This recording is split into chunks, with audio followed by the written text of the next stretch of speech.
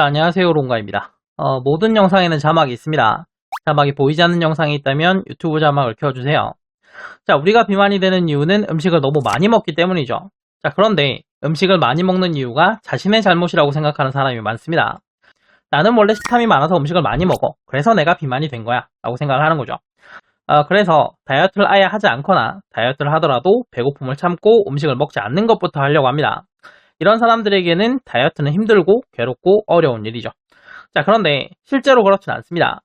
비만이 될 정도로 많은 음식을 먹도록 식욕을 높이는 원인이 따로 있어요. 그 원인을 해결을 하면 식욕을 정상으로 만들 수가 있습니다.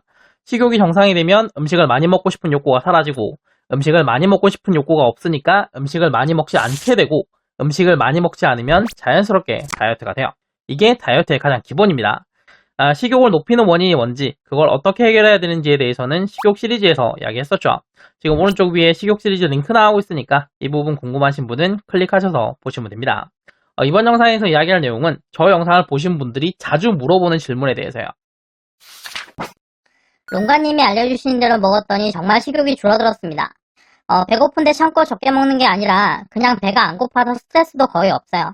그래서 다이어트가 쉽게 되는 건 정말 좋은데 기초대사량이 낮아지는 건 아닌지 걱정됩니다. 저칼로리 식단 하면 기초대사량이 낮아져서 살찌기 쉬운 몸이 된다고 하잖아요.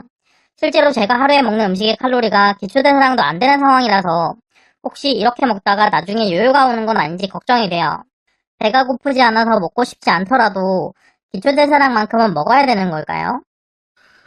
결론을 먼저 이야기하자면 식욕이 정상인 상황에서는 배고프지 않으면 먹지 않아도 됩니다. 자, 기초대사량이라는 거는 뇌, 심장, 간, 폐 같은 장기에서 사용되는 에너지를 말하죠. 자, 그래서 아무런 활동을 하지 않는다고 하더라도 매일매일 소모되는 에너지입니다. 기초대사량보다 부족하게 먹고 있다면 분명히 에너지가 부족할 거고 식욕이 정상인 상황에서는 에너지가 부족하면 배고픔이 생겨야 되는데 왜 배고픔이 없을까? 체지방에서 에너지를 얻고 있기 때문입니다. 체지방에서 에너지를 얻고 있기 때문에 에너지가 부족하지 않고 에너지가 부족하지 않기 때문에 적게 먹어도 배가 고프지 않고 에너지가 부족하지 않기 때문에 기초대사량이 낮아지지도 않는 거죠. 적게 먹어도 체지방이 있으니까 기초대사량이 낮아지지 않는다는 건가요? 그러면 저칼로리 식단을 하면 기초대사량은 왜 낮아진다고 하는 거예요? 자, 배가 고픈데 배고픔을 참고 음식을 적게 먹는 거랑 배가 고프지 않아서 음식을 적게 먹는 거는 완전히 다르기 때문입니다. 자, 순서의 문제입니다.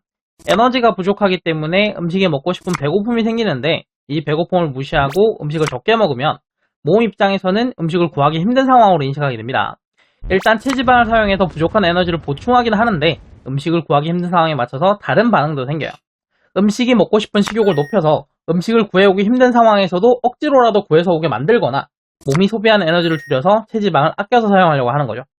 자, 그래서 배고픔을 참으면서 억지로 음식을 적게 먹으면 식욕이 높아져서 보상심리로 폭식을 하기도 하고 기초대사량이 낮아지기도 합니다. 그래서 요요가 오는 거죠. 자, 반면에 배가 고프지 않아서 음식을 적게 먹는 경우에는 체지방을 사용해서 에너지를 얻고 있고 그래서 배가 고프지 않고 배가 고프지 않기 때문에 음식을 적게 먹는 거죠. 애초에 에너지 부족 자체가 없습니다. 에너지가 부족하지 않으니까 식욕이 높아지지도 않고 대사량이 낮아지지도 않는 거야. 자, 이 두 가지 상황을 겉으로 봤을 때는 둘 다 음식을 적게 먹고 있고 체지방이 줄어들고 있지만 실제로 몸에서 일어나고 있는 일은 전혀 다릅니다. 이 두 가지의 차이점을 이해할 수 있으셔야 돼요. 그러면 체지방을 먼저 사용하게 하는 건 어떻게 하는 건데요? 식욕을 정상으로 되돌리면 됩니다. 자, 인간을 포함한 모든 생물의 본능은 생존인데 체지방이 많아서 비만인 몸은 생존에 불리하기 때문에 체지방이 많은 몸은 몸 스스로 체지방을 사용하려고 해요.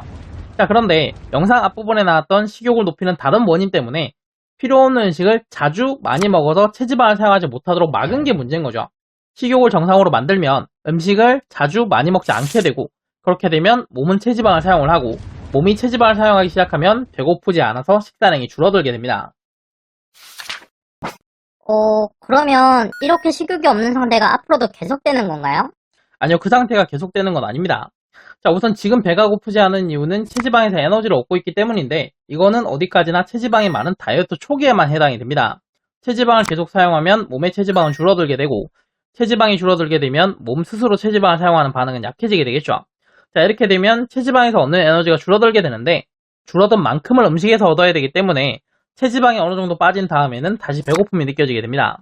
자, 그리고 다이어트로 체중이 가벼워지게 되면 자연스럽게 활동량이 늘어나거나 몸매에 욕심이 생겨서 운동을 하게 되는 경우가 많은데 이렇게 되면 활동과 운동으로 소모한 에너지가 늘어나서 필요한 음식의 양도 늘어나게 돼요. 자, 이렇게 되면 필요한 음식의 양이 늘어나서 배고픔을 자주 느끼고 그래서 음식을 다시 많이 먹게 되긴 하지만 소모하는 에너지도 늘어났기 때문에 다이어트를 할 때보다는 음식을 많이 먹어도 살이 찌지 않게 됩니다. 다이어트 성공 후기를 보면 많이 먹어도 살이 안 찐다라는 말이 있는데 그게 이거라고 생각하시면 돼요. 그래도 약간 불안한데, 혹시 지금 내가 먹고 있는 음식량이 너무 적어서 기초대사량이 낮아지고 있는 건 아닌지 확인할 수 있는 방법은 없나요? 자, 있습니다. 다음 영상에서는 내가 먹고 있는 음식의 양이 너무 적은 건 아닌지 확인하는 방법을 알아보도록 하죠. 지금 화면에 영상이 두 개가 나오고 있을 텐데 다음 영상이 완성되면 오른쪽에 나오도록 해두겠습니다.